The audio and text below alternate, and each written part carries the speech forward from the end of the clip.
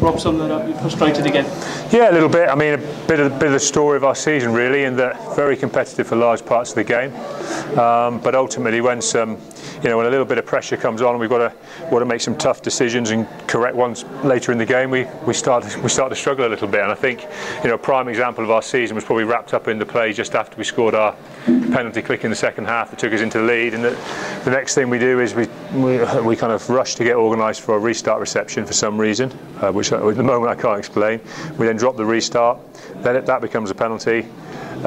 We get a bit of our defensive formation wrong at the line out and nearly steal it, but don't quite because we miss a front lift, and then we're struggling and we don't defend them all properly, and the try's gone in, and all of a sudden, from being the team that's got the wind behind them and should be creating pressure and knocking points over and taking good kick options and staying on the front foot, we almost became a team that looked to be looking around at each other at times and waiting for someone to kick. And obviously we don't want to be waiting for people to kick, you should be reacting to things, but at the same time the kicks weren't happening either. And all of a sudden we found ourselves playing in our own half, and the whole game, despite quite a strong wind in the second half, felt like it was played with us under pressure. And great credit to Saracens. I thought they played the elements the second half fantastically well, but we certainly helped them. At 7-0, you must have been delighted at half time that the guys have put in a real shift to keep in there. Yeah, I mean, I was pleased. with our attitude and our effort, but I always am pleased with our attitude and our effort, our physical attitude and our effort to get out there and run and work hard and be physical is fine. It's not our issue. Our issue isn't how quick we can run, how hard we can hit things. Our battle is just making correct decisions and ramming things home under pressure, and we just got to keep getting better at it. It's not something that's an overnight thing. It's the thing that we have to get better at. But I do understand it'll take a little bit of time. Luke Cowan-Dickie was on the pitch very early today. He's a young man and he's not played a lot of Premiership rugby. Henry Slade's not played a lot of Premiership rugby. I know it'll take a little bit of time, but it's a little bit frustrating because in a lot of ways we're getting very, very close to winning a lot of games. In terms of next week, does it put pressure on the London Irish game? Oh, definitely. I've just said to the lads, I'm probably going to say to them for the first time, it's a bit of a must-win game for us, and they can respond to that pressure in a positive way and really enjoy it and look forward to the game, or they can get all scared and want to run away from it. So it'll be interesting for us next week because it's a very, very important game for us now. You know the characteristics of the boys. They're fighters. I'm not worried about their character. I'm not worried about their character to get out there and work hard for us. They show that in spades all the time. I just want a little bit of improvement as quickly as possible in some of our decision making. And as I say, some of that revolves around guys who really, really enjoy taking responsibility for elements of the game, and we're getting it. Elements. It's not all negative with us. I think the Premiership's a lot more competitive arena this year, with a lot of very good players and a lot of very good teams playing a lot of good rugby.